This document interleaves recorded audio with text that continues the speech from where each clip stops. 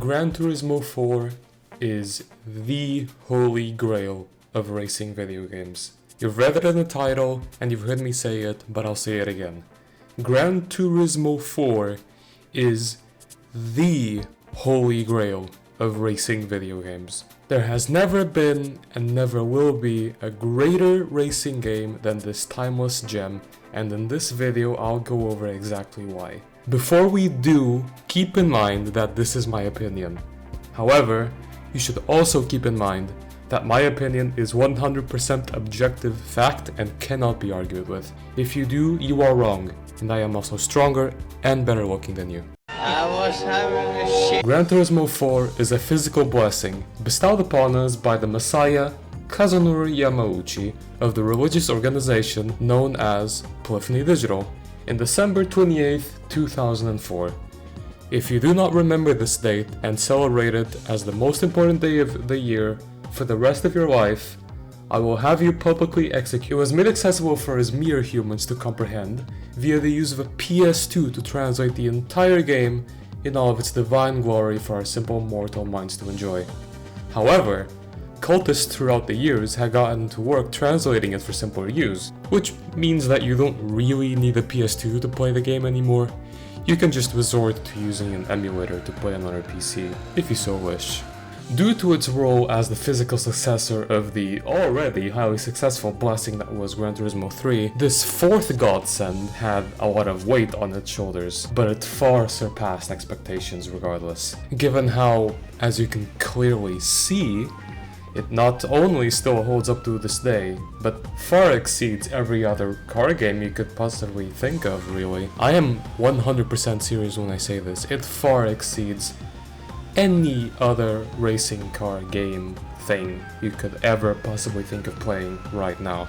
Although speaking of seeing, let's address the biggest, most notorious, standout pink elephant in the room. The graphics. Unless your standards have been completely ruined by watching videos of people making realistic graphics for GTA 5 by changing the saturation and making every road wet, you'll probably have noticed by now that this game looks very good. I will be the first to say that it's not the best looking one directly compared to nowadays games, which is hardly a fair comparison, but it's to expect from a PS2 game. Unlike many other PS2 titles though, it's not showing its age too much on that department, and that's the thing as well.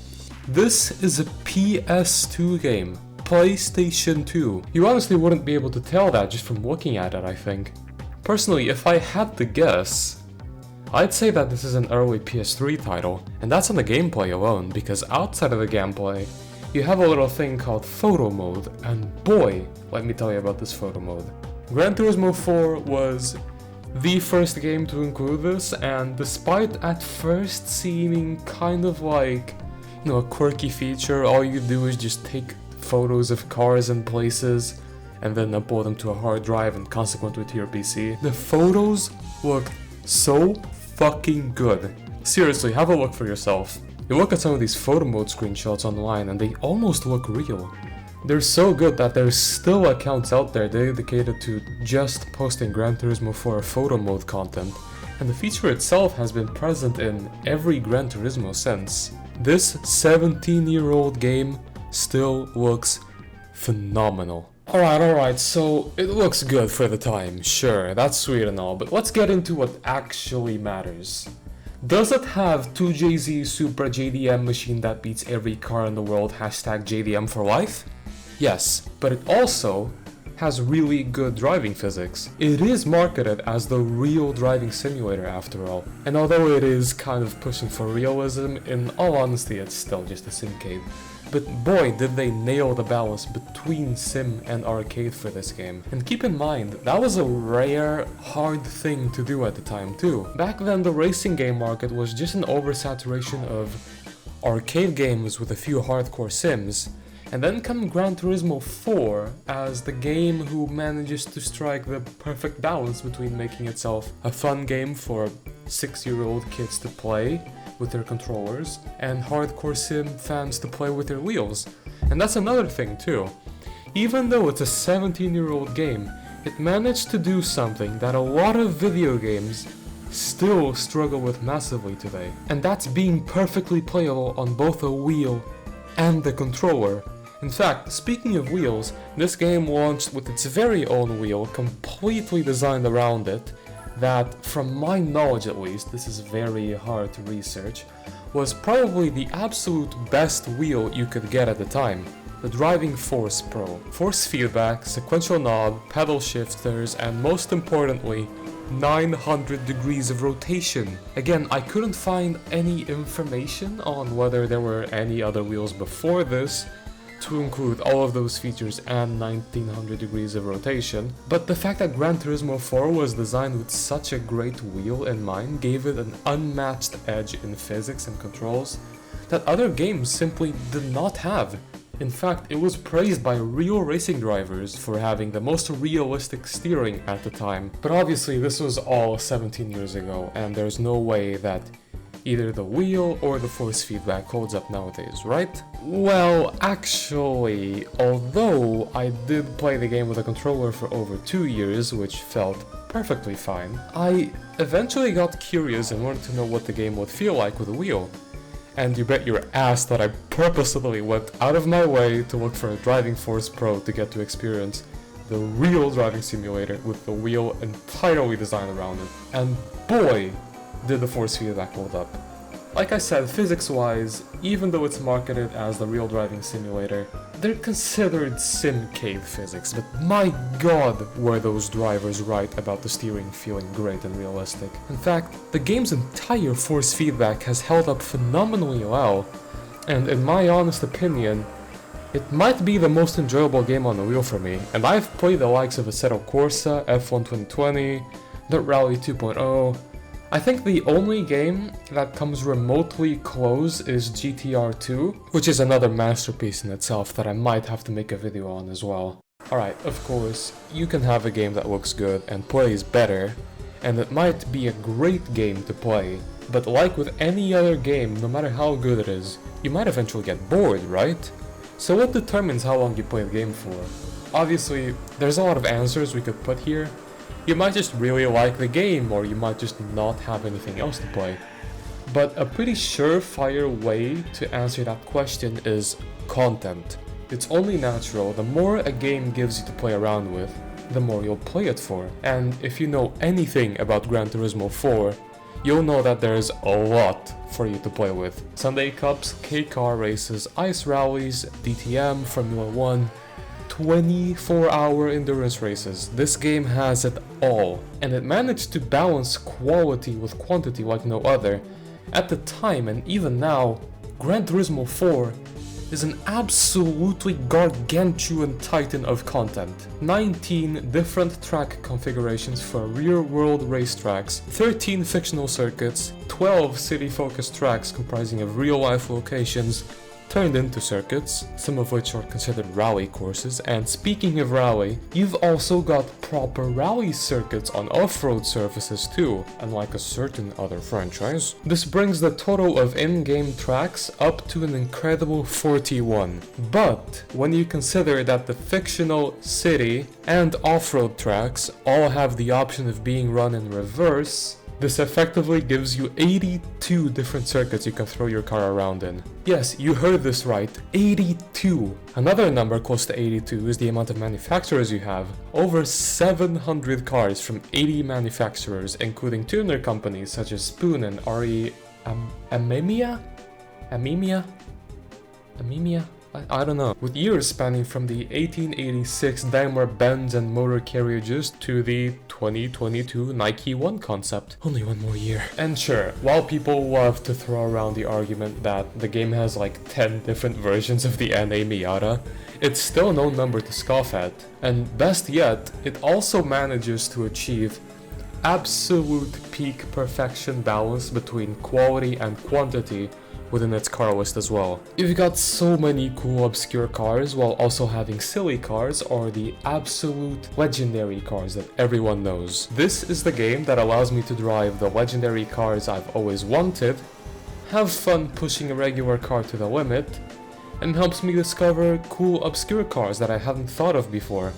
Look at how fucking sweet this car looks. I didn't know about it before this game. Oh, and if you're wondering if this game has the 86, yes, of course. It has all 3 different versions of it. Yes, I said 3. And the most important part, unlike some other racing games nowadays, every single car feels unique to drive. The cheap eco hatches are understeery and wobbly and don't deal well with extreme amounts of power. The sports cars are fast and aggressive, but still limited by the fact that they're road cars. And then you have the racing cars, which are absolute peak racing perfections.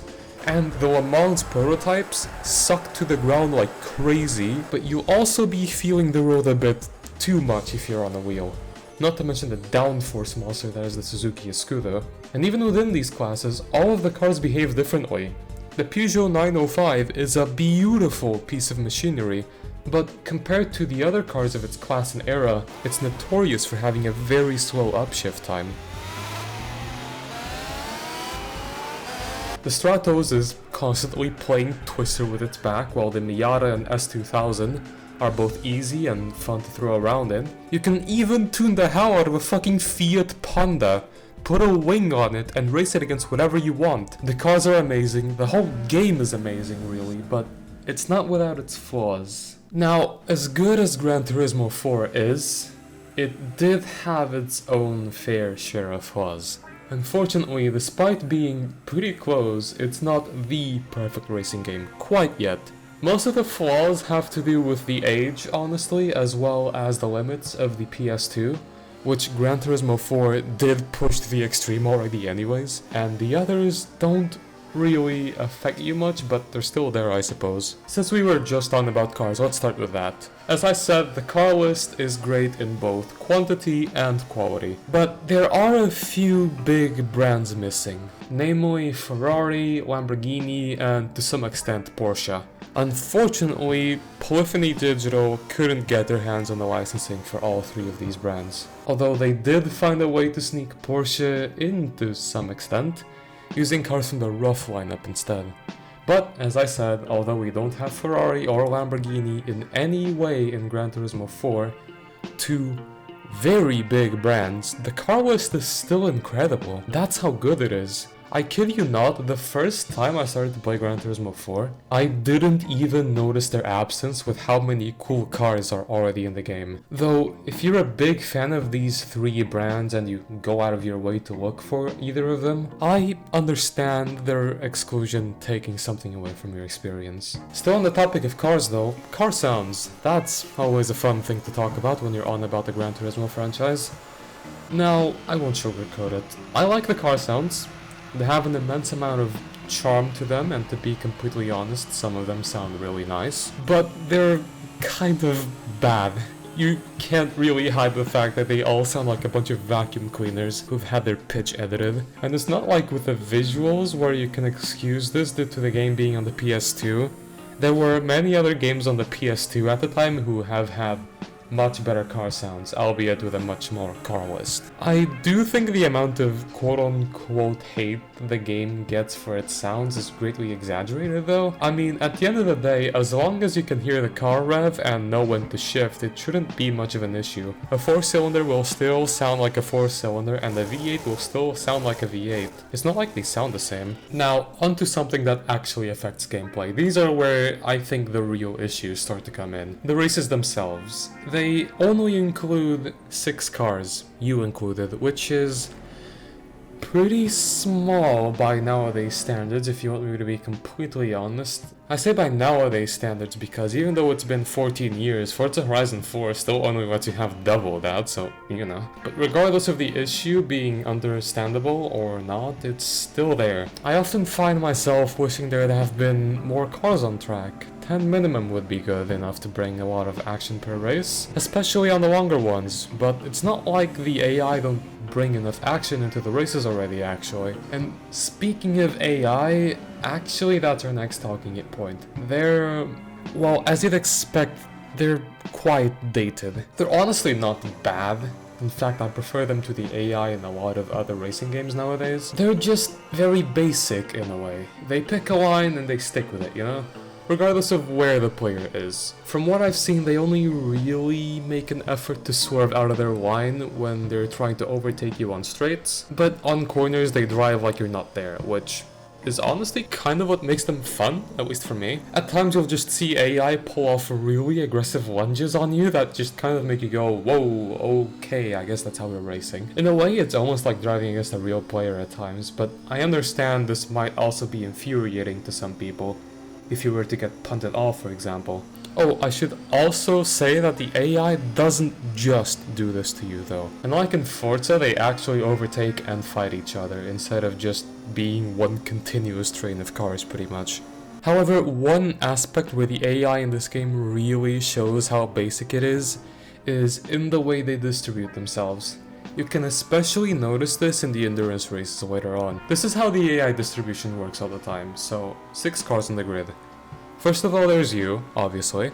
Then there's 2 slow cars, 2 medium cars, and 1 really fast car that's miles ahead of everyone else. It's almost like you're racing against the mafia or something. You've got the grunts, the higher henchmen, and then the boss. So that's the AI done with, but I want to talk about what is perhaps the biggest issue with Gran Turismo 4 in my opinion, and it is somewhat related to the AI I guess, since it forces you to play with it, is that there is no multiplayer. If you want to play with more than one person, your only options are either split screen, LAN, or multiplayer LAN via programs like Hamachi, which is harder to set up than getting rocket science degree. Oh, and I should also add that I'm speaking as if you have an actual PS2 to run a copy of Gran Turismo 4 with.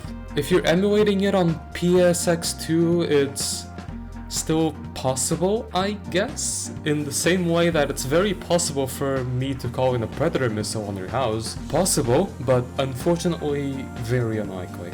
This is made even worse by the fact that Polyphony did test Gran Turismo 4 online.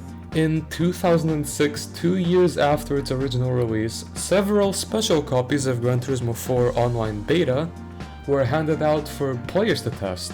This version of Gran Turismo 4 had, on top of all of the base game features, quick races, tuned car races, private races that require the password to join, time attack scoreboards, a news section, and even a chat composing of both text and voice channels. Now, if this doesn't sound like what would have been the peak of early 2000s social experiences, I don't know what is. Imagine the early days of Halo 2 Xbox Live, but with cars instead. Unfortunately though, and this is where the sad news start to kick in, only 5,000 Japanese copies of this special edition of the game were given to players in Japan, alongside 3,000 to players in the United States, totaling to just 8,000 copies of Gran Turismo 4 Online being given out. Just to put this into perspective, 11.76 million copies of Gran Turismo 4 were sold during its production run. The third best selling game of the PS2, only behind Gran Turismo 3, which was available for a lot longer before the PS3 was introduced, and in first place GTA San Andreas, which is well deserved, let's be real here. And that's another thing too, speaking of PlayStation 3, this is unfortunately all this special edition of Gran Turismo 4 served for. It was a test bed for the online features that would eventually get implemented into Polyphony Digital's next-gen console title, Gran Turismo 5. And as such, this extremely rare, limited edition version of the game only had its servers up and running for 3 months. You can still get your hands on it actually, be it by actually buying a copy of it or by emulating it for free, but it won't do you much good since the servers were shut down. Although, good news! These are just rumors, but supposedly there's a Japanese team working on getting Gran Turismo 4 Online back up and running. Again, these are just rumors I've been hearing for a while, and I can't find the forum post I saw mentioning this anymore. I really wish I could. But trust me, it's real. If this is true, then there is at least a chance that we could finally get to experience the greatest racing game of all time in multiplayer, and if that's the case, you can bet your ass I'll definitely be hosting community events for it. But for now, we have to settle in with the unfortunate reality that this feature is simply not possible right now, and that Gran Turismo 4 is strictly a single player game, not that it takes much away from it.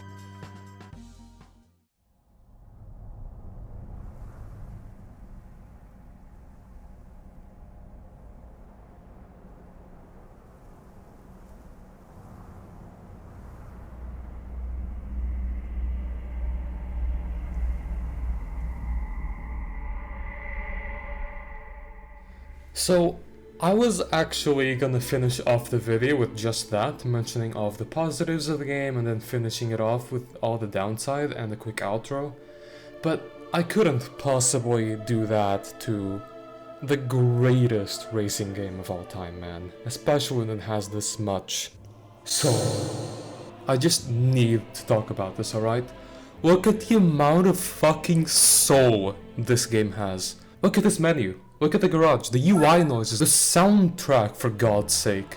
This game's and every other Gran Turismo soundtracks are legendary, and that's what you've been listening to for this whole video. There's just so much fucking passion put into this game, and you can feel it too. That's what games, not just racing games, no, video games as a whole are missing nowadays. It really feels like, in this game's case, every little piece of content has been put into the game, not because of a marketing ploy, but because the devs wanted to power their passion and effort into bringing this car to life for you, the player, to experience. And like I said earlier, it's content.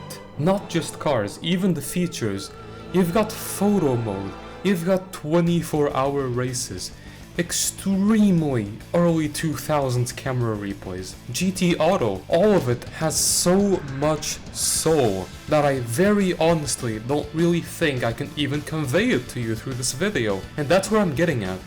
If you really want to experience Gran Turismo 4, you mustn't do it as a viewer, but as a player. I think everyone who's into cars needs to try this game. I'm dead fucking serious here. Oh, and then come to me with the but Violet Man 123, it's a track game and I only like the epic street open world racing like Forza, because there's no difference. You're racing cars on asphalt through preset paths all the time. The only difference is the background. God, if anything, the racing will always be better in a circuit since you're driving in a piece of road that was, you know, purpose-built for that. Unless it's Abu Dhabi. But yes, in short, Gran Turismo 4 is the holy grail of racing games, and if you haven't experienced it already, then you're seriously missing out, and should go ahead and do that right now if you can. You will not regret it. You have my word.